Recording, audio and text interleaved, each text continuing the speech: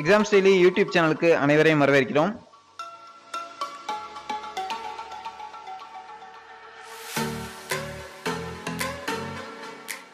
அதுக்கு முன்னாடி நம்ம எக்ஸாம்ஸ் டெய்லி சேனலை லைக் பண்ணுங்க, ஷேர் பண்ணுங்க, சப்ஸ்கிரைப் பண்ணுங்க. மறக்காம கீழே இருக்க பெல் பட்டனை கிளிக் பண்ணுங்க. எல்லாருக்கும் வணக்கம். டிஎன்பிசி படிக்கிற எல்லா பேருக்கும் ஒரு வேலையில் போய் உட்காரணும் அப்படின்ற ஒரு எண்ணம் இருக்கும். அதுக்கு முக்கியமாக நாம் பொது தமிழ், பொது அறிவு இது ரெண்டுலேயுமே இருக்கக்கூடிய பகுதியை படிக்கணும் அப்படின்ற ஒரு பேசிக் நமக்கு தெரியும். அதில் தமிழ் பகுதியில் நாம் அதிக கேள்வி எடுத்தால் மட்டும்தான் ஒரு கட் ஆஃப் அப்படின்றதுக்குள்ளே நுழைய முடியும் அப்படின்றதும் எல்லா பேருக்கும் ஃபஸ்ட்டு தெரிஞ்சிருக்கணும். அப்படிப்பட்ட தமிழ் பகுதியில் 100 கேள்வி கேட்குற இடத்துல நாம் 100க்கு 100 எப்படி எடுக்கிறது அப்படின்றத பற்றி இப்போ பார்க்கலாம். ஃபஸ்ட்டு தமிழ் ஜென்ரல் ஸ்டடீஸ் இது ரெண்டு பற்றின முதல்ல ஒரு பேசிக் நமக்கு தெரிஞ்சிருக்கணும். தமிழ் அப்படின்றதுல 100 கேள்வி, ஜென்ரல் ஸ்டடீஸ் அதாவது பொது அறிவு அப்படின்ற பகுதியில் 100 கேள்வி கேட்கப்படும். இதில் பொது அறிவு அப்படின்ற பகுதி நிறையா டாபிக் சேர்ந்தது. History, geography, political science, economics, science, current affairs, aptitude இந்த எல்லா பகுதியும் சேர்ந்தது தான் ஜென்ரல் ஸ்டடீஸ். ஆனால் தமிழ் பகுதி அப்படி கிடையாது. தமிழ் சார்ந்த அதாவது இலக்கணம், இலக்கியம் இது ரெண்டும் சேர்ந்த பகுதி மட்டும்தான் அந்த 100 கேள்வி தமிழ்ன்ற பகுதியில். நமக்கு ஈஸியாக ஸ்கோர் பண்ணக்கூடிய பகுதியும் தமிழ் தான். ஸோ அதில் நிறைய பேர் இங்கே கோட்டையை விட்டுறாங்க. நல்லா படிக்கிறாங்க, ஆனால் நல்ல ஸ்கோர் வர மாட்டேங்குது. அப்படின்றதுக்கு எப்படி படிக்கணும், தமிழில் எதெல்லாம் படிக்கணும், எவ்வளோ நேரம் படிக்கணும் அப்படின்ற விஷயங்களை இப்போ நான் உங்களுக்கு சொல்கிறேன். ஸோ தமிழை பொறுத்தளவில் நல்ல ஸ்கோர் எடுக்கிறதுக்கு 6th to 12ஆம் வகுப்பு வரைக்கும், அதாவது 6 முதல் 12ஆம் வகுப்பு வரைக்கும் உள்ள அட்டை டு அட்டை பக்கங்களை கண்டிப்பான முறையில் படிக்கணும்.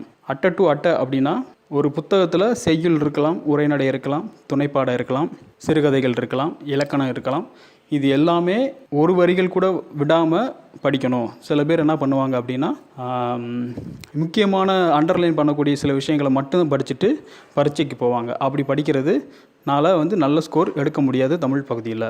எப்படி படிக்கணும்னா முழுமையாக அட்டை டு அட்டைன்றது என்னென்னா ஒரு வரி கூட விடாமல் படிக்கணும். சில பேர் என்ன பண்ணுவாங்க, ஒரு சப்ஜெக்ட் இருக்கும், ஒரு செய்யுள் இல்லை உரைநடை ஒரு பகுதிக்கு பின்னாடி கேள்வி பதில் கொடுத்துருப்பான் அந்த சப்ஜெக்டோடது. அந்த கேள்வி பதில் கொடுத்ததை தாண்டியும் புத்தகத்தை தாண்டி வரக்கூடிய புத்தகத்தை தாண்டி சில டாபிக் இருக்கும். அந்த டாப்பிக்கும் நீங்கள் சில பேர் ஸ்கிப் பண்ணிடுவாங்க.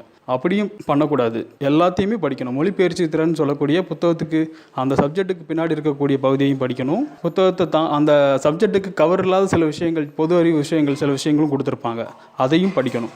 அதுதான் அட்டை டு அட்டை படிக்கிற விஷயங்கள். 6ஆம் வகுப்புலேருந்து 12ஆம் வகுப்பு வரைக்கும் உள்ள பள்ளி பாட புத்தகங்களை அட்டை டு அட்டை படித்தா 100 மார்க் எடுத்துடலாமான்னு கேட்டால் முடியாது. ஏன் அப்படின்னா இங்கே நிறைய விஷயங்கள் அந்த மாதிரி இப்போது குரூப் 4 மார்க் எக்ஸாம் எடுத்துக்கோங்க, குரூப் 2 மார்க் எக்ஸாம் எடுத்துக்கோங்க. ரெண்டுக்குமே சிலபஸ் ஒன்று தான். அதுலேயும் 100 கேள்வி கேட்கப்படும், குரூப் 2லேயும் 100 கேள்வி கேட்கப்படும். ஆனால் கேள்வி தரம்ன்றது கொஞ்சம் வேறுபட்டிருக்கும். இப்போ குரூப் 4 மார்க் எக்ஸாமுக்கு கல்வி தகுதி வெறும் 10ஆம் வகுப்பு தான். ஆனால் கேள்விகள் 10ஆம் வகுப்பு வரைக்கும் உள்ள புத்தகங்களில் மட்டுமே கேள்விகள் கேட்க மாட்டாங்க. 12ஆம் வகுப்பு வரைக்கும் உள்ள கேள்விகளும் கேட்பாங்க. ஸோ நம்ம வெறும் 10ஆவது வகுப்பு வரைக்கும் மட்டும் படிச்சுட்டு இருக்கிறவங்க 12ஆம் வகுப்பு வரைக்கும் சேர்த்து படித்தா மட்டும்தான் நல்ல ஸ்கோர் எடுக்க முடியும்.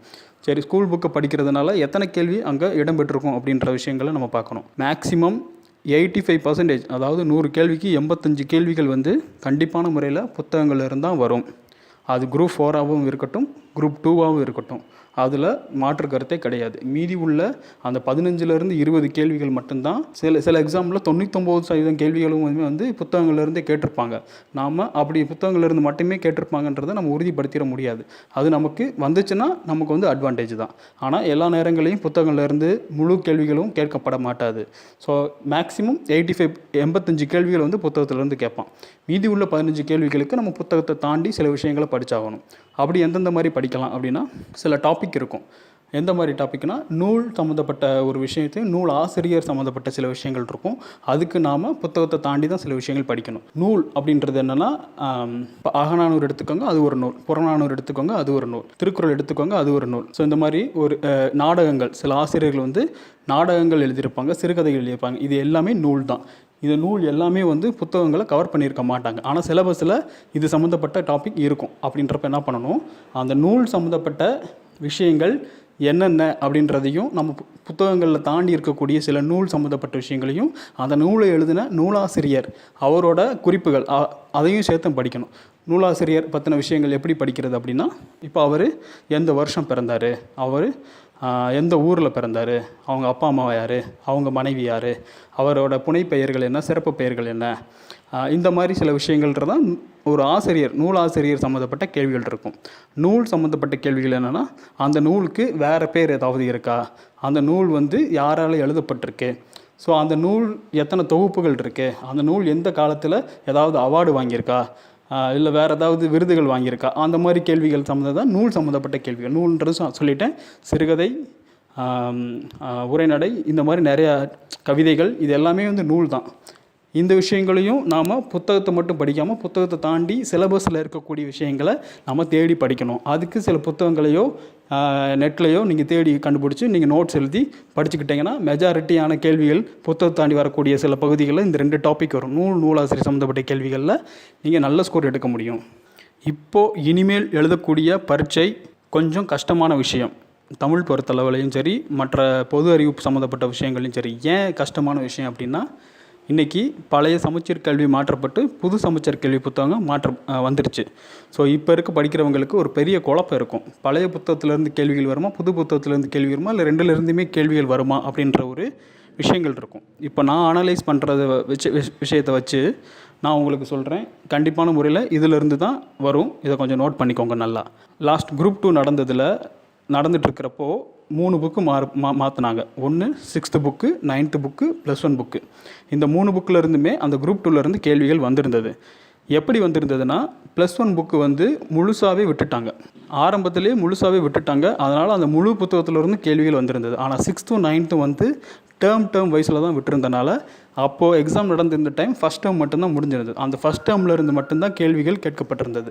ஸோ எப்போ புக்கு முழுசாக வெளியிடப்படுதோ அப்போது அதிலிருந்து கேள்விகள் கேட்குறாங்க அப்படின்ற விஷயத்த லாஸ்ட் குரூப் 2 நமக்கு உணர்த்திருச்சு.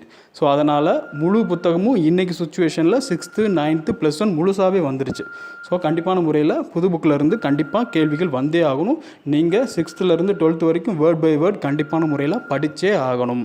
அடுத்தது இன்றைக்கி வந்து கரண்ட்டு கல்வியாண்டில் மறுபடியும் புத்தகங்கள் மாறி இருக்குது. 7வது புத்தகம், 8வது புத்தகம், 10வது புத்தகம், 12வது புத்தகமும் மாற்றப்பட்டிருக்கு. ஸோ இதிலிருந்து கேள்விகள் வருமா அப்படின்ற ஒரு கேள்விக்கு தான் இங்கே நிறைய பேருக்கு வந்து ஒரு பதில் தெரியணும்.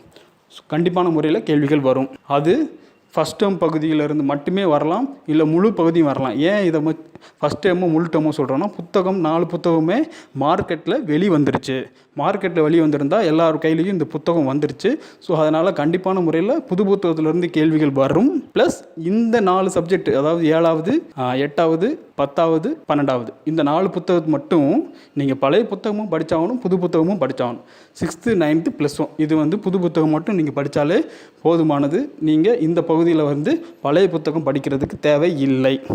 தமிழுக்கு மட்டும்தான் நான் சொல்கிறேன், ஜென்ரல் ஸ்டடீஸ்க்கு நான் சொல்லலை. அதே நேரத்தில் இப்போ வந்திருக்க புத்தகமான 7th 8th 10th 12th புது புத்தகமும் படிங்க, பழைய புத்தகமும் படிங்க. அப்படி படித்தாலே போதுமானது. என்னை கேட்டால் உங்களுக்கு புத்தகத்தை தாண்டிய கேள்விகள் இனிமேல் கேட்கப்பட மாட்டாது இப்போ வந்திருக்க புது புக்கை பொறுத்தளவில். ஏன்னா இதிலேயே கண்டென்ட் அதிகமாக இருக்கனால உங்களுக்கு கேள்விகள் இதிலிருந்து மட்டுமே எடுக்கிறதுக்கு அதிக கேள்விகள் உருவாக்க முடியும். அப்படி உருவாக்குறப்ப என்னாகும், 99% கேள்விகள் வந்து புத்தகத்திலிருந்துமே எடுத்துருவாங்க.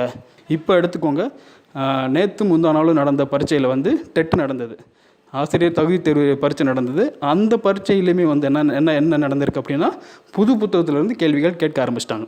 ஸோ எழுதி வந்தவங்க என்ன சொன்னாங்க, எக்ஸாம்ஸ் வந்து ரொம்ப டஃப்பாக இருந்தது. அந்த டஃப்பாக இருந்ததுன்னு ஏன் அவங்க சொல்கிறாங்க அப்படின்னா, அவங்க புது புத்தகத்தை படிக்கலை. அதனால் கேள்விகள் எல்லாமே புதுசாக இருந்தனால அவங்களால கேள்விகளுக்கு ஆன்சர் பண்ண முடியலை.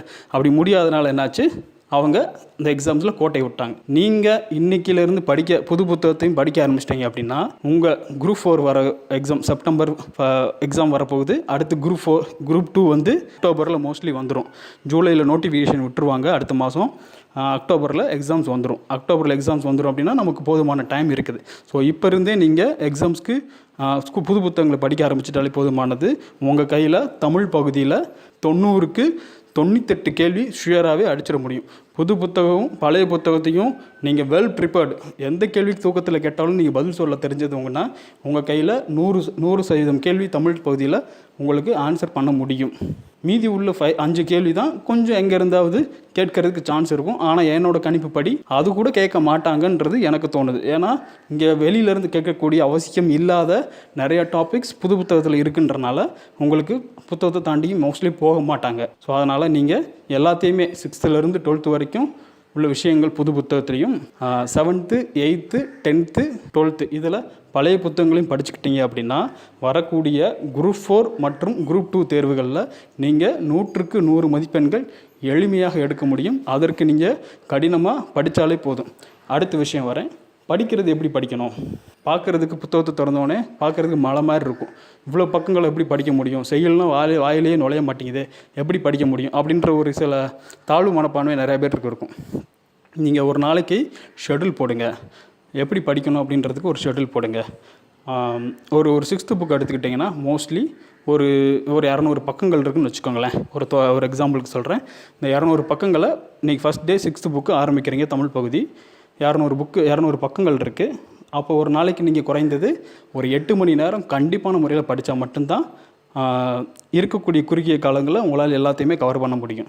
8 மணி நேரம் படிக்கிறதுல ஒவ்வொரு மணி நேரத்தையும் நீங்கள் பிரித்து எப்படி படிக்கணுன்றதை நீங்கள் ஷெட்யூல் போடணும்.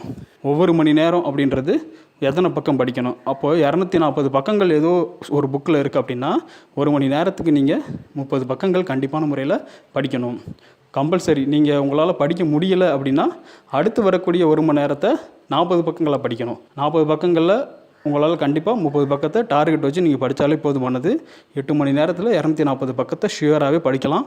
அப்படி ஒவ்வொரு நாளைக்கும் 7th புக்கில் கொஞ்சம் பக்கங்கள் அதிகமாகும், 8th கொஞ்சம் இன்னும் கொஞ்சம் அதிகமாகும், 9th 10th +1 +2 போக போக பக்கங்கள் கொஞ்சம் அதிகமாகும். பக்கங்கள் அதிகமாகும், படிக்கிற ஹவர்ஸும் கொஞ்சம் அதிகமாகும். ஸோ அதனால் 6th கொடுக்குறத விட 7th ஒரு டைம் அதிகமாக கொடுங்க, 8th டைம் கொடுங்க. இப்படி டைம் போட்டிங்கன்னா மோஸ்ட்லி 30 நாளில் நீங்கள் 6th-லேருந்து +2 வரைக்கும் உள்ள மொத்த டாப்பிக்கையும் அப் டு ஃபிங்கர் டிப்பில் படிக்க முடியும். 100% கேள்வி வெறும் 30 நாளில் நீங்கள் படித்தாலே 100 மார்க் உங்களால் சொலையாக மார்க் எடுக்க முடியும். படிங்க, நான் சொல்கிறத ஃபாலோ பண்ணுங்கள். கண்டிப்பான முறையில் வரக்கூடிய பரீட்சை உங்களுக்கு ஃபேவராக இருக்கும்.